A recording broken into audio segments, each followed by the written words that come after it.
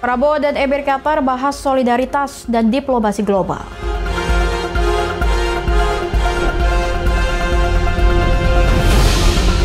Demo anti-imigran di Inggris berujung ricuh, puluhan ditangkap.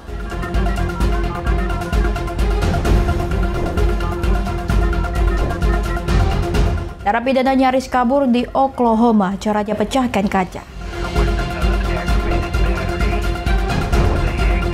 Halo pemirsa, selamat datang di Mata Dunia, program yang mengupas berita dan peristiwa global dari berbagai belahan dunia. Seli Digita akan menemani Anda selama 30 menit ke depan. Berikut informasi selengkapnya.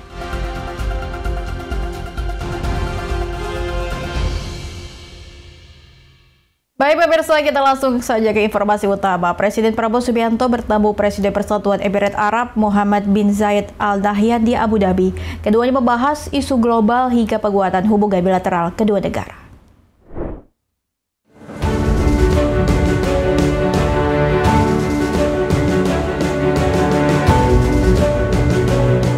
Presiden Indonesia Prabowo Subianto bertemu Presiden Persatuan Emirat Arab atau PEA Mohammed bin Zayed Al Nahyan di Presidential Flight Abu Dhabi pada Jumat 12 September 2025.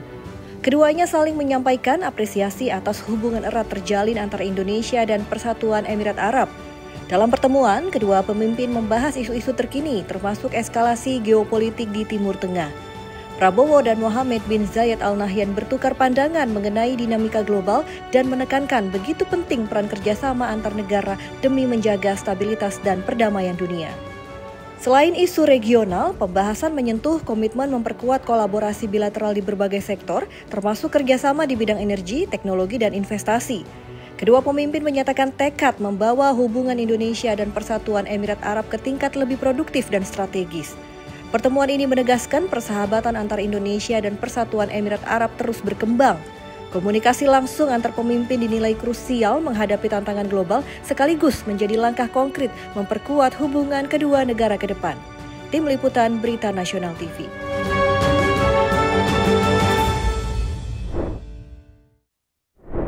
Pemirsa, Presiden Prabowo Subianto bertemu Emir Qatar Sheikh Tamim bin Hamad Al Thani di Doha. Pertemuan membahas solidaritas internasional dan upaya memperkuat diplomasi global.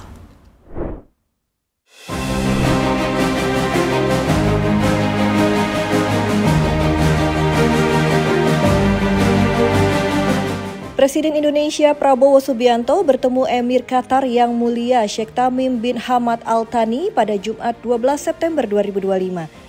Kedatangan Presiden Prabowo di Istana Lusail Doha disambut Emir Qatar di serambi luar istana. Pertemuan diawali dialog, Presiden Prabowo menyampaikan rasa simpati mendalam terhadap masyarakat terdampak pasca serangan Israel di Doha pada Selasa pekan lalu. Prabowo menegaskan dukungan Indonesia terhadap kedaulatan Qatar dan penting solidaritas internasional menghadapi ancaman stabilitas kawasan. Kepala negara juga menyoroti penting peran aktif negara-negara sahabat menjaga keseimbangan geopolitik dan mengedepankan dialog internasional. Pembahasan lain menyentuh dinamika global termasuk eskalasi konflik di Timur Tengah. Di sini, Prabowo mendorong suara kolektif dunia lebih lantang menyerukan penghentian agresi merugikan rakyat sipil. Sementara itu, Emir Qatar menyampaikan apresiasi atas dukungan Indonesia dan menegaskan komitmen memperkuat diplomasi global bersama Indonesia. Tim Liputan Berita Nasional TV.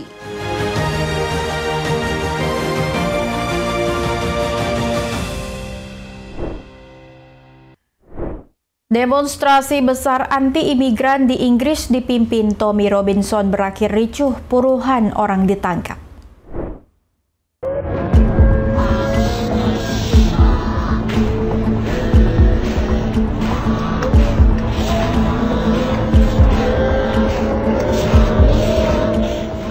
Demonstrasi besar anti-imigran di London, Inggris berujung ricuh pada Sabtu 13 September 2025. Menurut laporan Al Jazeera, aksi unjuk rasa bertajuk Unite the Kingdom dipimpin aktivis sayap kanan Tommy Robinson diikuti 150.000 orang. Demo ini menjadikannya salah satu aksi protes sayap kanan terbesar di Inggris. Mereka meneriakkan slogan melawan Perdana Menteri Keir Starmer dan kepolisian metropolitan. Beberapa membawakan plakat bertuliskan "Pulangkan imigran, menuntut perubahan kebijakan". Protes ini terjadi lebih dari setahun usai kerusuhan anti-imigrasi melanda beberapa kota. Saat yang sama, kelompok Stand Up to Racism menggelar protes tandingan. Dilansir Anadolu, ada 5.000 orang berkumpul di Russell Square sebelum bergerak ke Whitehall. Kepolisian Metropolitan menyatakan lebih dari 1.600 petugas dikerahkan. Pada Minggu 14 September 2025, ada 25 orang ditahan menurut laporan Al Jazeera. Imigrasi menjadi isu politik dominan di Inggris, mengalahkan kekhawatiran ekonomi terpuruk karena negara tersebut menghadapi rekor jumlah klaim suaka.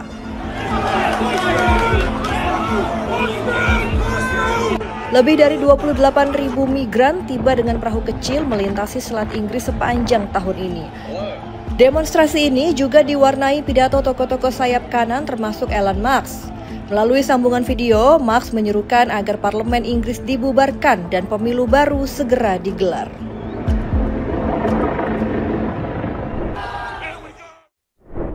Kebakaran kendaraan terjadi di area parkir di pusat perbelanjaan Westfield di London, Inggris. 6 unit mobil pemadam kebakaran dikerahkan menjinakkan si jago merah.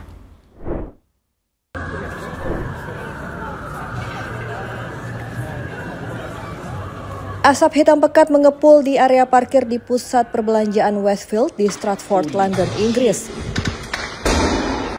Usut diusut, ternyata penyebab asap hitam karena ada kendaraan kebakaran di area parkir pusat perbelanjaan Westfield. Dikutip dari UB1 UB2, Senin 15 September 2025, nyala api berhasil dipadamkan usai 6 mobil pemadam kebakaran dikerahkan ke lokasi kebakaran. Tangga putar ukuran 32 meter digunakan untuk menjinakkan si jago merah.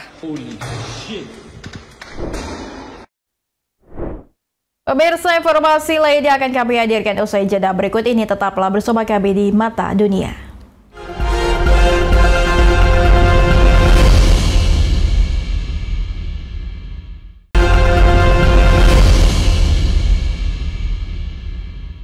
Anda kembali bersama kami di Mata Dunia. Pemirsa, seorang narapidana nyaris melarikan diri di Oklahoma, Amerika Serikat. Pihak berwenang memastikan narapidana sudah ditahan dan proses pemindahan sudah rampung dilakukan.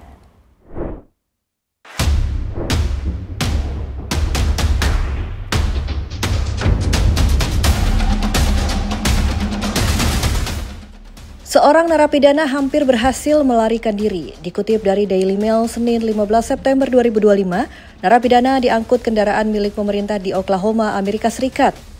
Narapidana tersebut mencoba kabur dengan cara memecahkan kaca jendela dan mencoba meminta bantuan dari pengendara mobil di jalan tol. Upaya melarikan diri gagal total. Pihak berwenang memastikan narapidana tersebut sudah ditahan dan proses pemindahannya selesai dilakukan.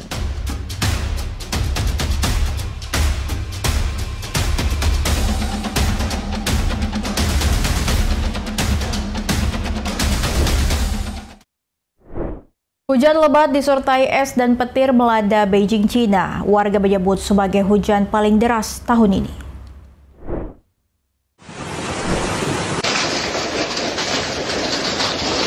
Tanpa ada peringatan, daerah Beijing, China dilanda hujan deras disertai es dengan ukuran lebih besar dari dadu dan petir, juga angin kencang.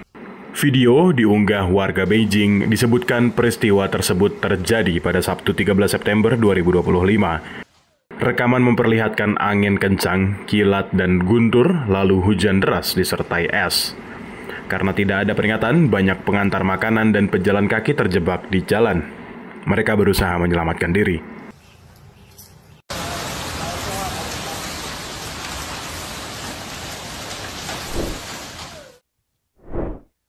Sebuah tornado mendarat di bagian tenggara utara Amerika Serikat. Dilaporkan rumah warga rusak dan tiang listrik roboh imbas diterjang tornado.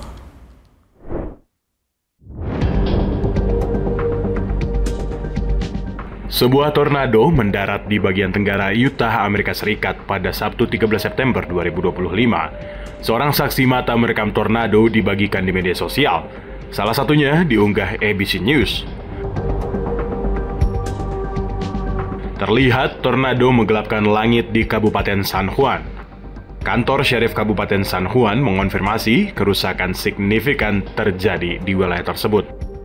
Penilaian awal 2 rumah, sebuah gedung jerami, dan beberapa trailer hancur. Tiang listrik roboh menyebabkan gangguan pada layanan utilitas lokal. Keluarga terdampak ditempatkan di hotel terdekat oleh pekerja bantuan lokal.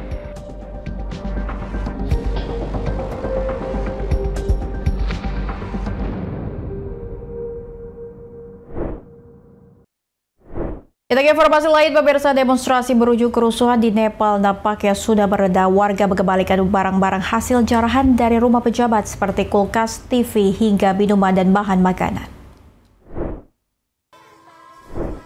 Unjuk rasa digelar generasi Z atau Gen Z di Nepal awal September 2025 berujung rusuh dan menelan korban jiwa.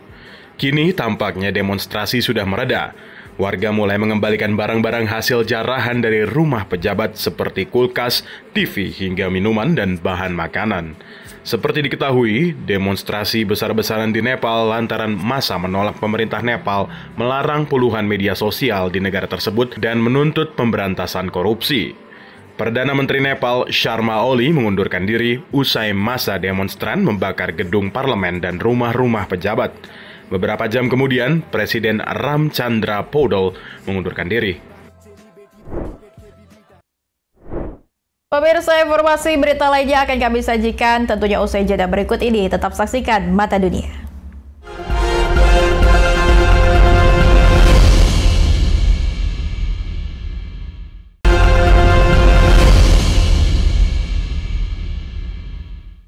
Rasa kesepian disebut ahli medis sebagai sebuah epidemi diperparah saat pandemi COVID, tapi berlanjut meski darurat pandemi dicabut. Beragam upaya dilakukan mengatasi meluasnya kesepian ini, mulai penunjukan Menteri Urusan Kesepian di Inggris dan Jepang hingga program santap bersama di Amerika Serikat. Selengkapnya dilaporkan tim VOA dari Washington DC. Debbie adalah seorang penghuni sebuah panti lansia di Hillsborough County, negara bagian New Hampshire. Ia kini rutin datang ke sebuah restoran lokal bersama tamu lain seusianya. I just moved into my apartment after having my house for 30 years, and I started. I wasn't depressed because I don't get depressed. I depress others. It was kind of lonely for a while. I was sitting there and I'd watch TV, eat. It was kind of lonely. Program santap bersama ini diselenggarakan cabang lokal lembaga Nirlaba Meals on Wheels. Dengan dana pemerintah federal, lokal, dan juga sumbangan warga, Meals on Wheels merangkul restoran-restoran setempat. We partner with local restaurants. Our dietitian works on a menu of items that meet the recommended daily allowance for nutrition, and seniors 60 and older can sign up at no cost and get a Dine Out Club card. I can honestly say that me coming out 3 to 5 times a week has helped me lose weight, because I don't eat the nasty food I used to, because it's a program that's set up to be a healthy, low carbs, low calories, low everything, low sodium. Selain untuk memenuhi kebutuhan nutrisi warga lansia, program bersantap bersama ini juga untuk mengatasi rasa kesepian yang disebut pejabat kesehatan Amerika Serikat sebagai krisis kesehatan baru setara merokok dalam hal meningkatkan risiko mengalami stroke atau sakit jantung. Right now, since the pandemic, isolation of people 60 and older has gone up an unprecedented amount, 200%, and that's been sustained since the pandemic. So we needed to come up with a solution to help get people out of the house and socializing. Bagi pemilik restoran yang berpartisipasi, uang yang didapatkan tidak seberapa. Tapi dari pengalaman mereka bersantap bersama banyak anggota, akhirnya lebih sering mendatangi restoran yang berpartisipasi. Participating in the Meals on Wheels Dine Out program is a win-win situation for us. We get to see people and check in on them, and they bring new friends, and we get to meet all new faces sometimes. And then while we have a small profit margin, that helps us too. It keeps my staff here and working. Setiap bersantap, masing-masing peserta disarankan juga menyumbang sebisanya, meski tidak diharuskan. Program santap di luar bersama yang digagas oleh Meals on Wheels juga ada di sedikitnya separuh negara bagian di Amerika Serikat. Semuanya bertujuan memenuhi kebutuhan nutrisi para lansia dan juga untuk memenuhi kebutuhan kesehatan mental mereka. Dari Washington DC, saya Nova Purwadi dan tim VOA. Pemirsa, Provinsi Herat di Afghanistan dikenal karena produksi kismis membawa keuntungan bagi para petani anggur setempat. Produksi kismis meningkat dan diperkirakan mencapai 20.000 metrik ton per tahun. Sebagian diantaranya diproduksi dengan metode tradisional. Berikut laporan tim VOA. Herat adalah salah satu provinsi terbesar di Afghanistan yang terkenal dengan lebih dari 70 varietas buah anggur. Panen kali ini sangatlah besar. Dan menurut pejabat pertanian setempat, dengan lahan anggur mencapai 12.000 hektar, panen tahun ini akan mencapai sekitar 150.000 metrik ton. Buah anggur di sini memiliki beragam bentuk, warna, dan kegunaan, dan menarik perhatian para petani yang ingin memelihara dan memproduksi kismis. Para petani ini membersihkan buah anggur dan menyiapkannya menjadi kismis. I start my work in the morning here and fill crates, earning $2 to $3 a day. Sebanyak hingga 1,5 ton buah anggur dikirim setiap hari ke pabrik sementara di luar ruangan ini yang dikenal sebagai karkhana. Para pekerja menggunakan metode tradisional berusia berabad-abad untuk membuat kismis yang disebut objosh. After the workers dip them in boiling water, we lay them on the surface for 5 to 7 days to dry them under the sun. Once dried, we sort them and take them to the market to sell to traders. Para pejabat pertanian mengatakan produksi kismis meningkat 2 kali lipat dalam beberapa tahun terakhir. Herat alone produces roughly 15 to 20,000 metric tons each year, of which around 20% are objosh raisins. Di Herat terdapat sekitar 50 pabrik tradisional karhan yang memproduksi kismis objosh. Namun jumlah itu jauh lebih sedikit dibanding sekitar 1.200 pabrik modern di provinsi ini yang mengeringkan kismis dengan metode lain. Banyak warga provinsi Herat mendapatkan keuntungan dengan memproduksi kismis, dan hal itu kini menjadi alternatif yang layak dibanding menanam bunga opium sebagai sumber pendapatan. Dari Arlington, Virginia, saya Helmi Yohanes dan tim VOA. Terima kasih Anda telah menyaksikan Mata Dunia. Terus saksikan informasi lainnya hanya di Berita Nasional TV. Saya Lydia Junita beserta kru yang bertugas pamit undur diri. Terima kasih dan sampai jumpa.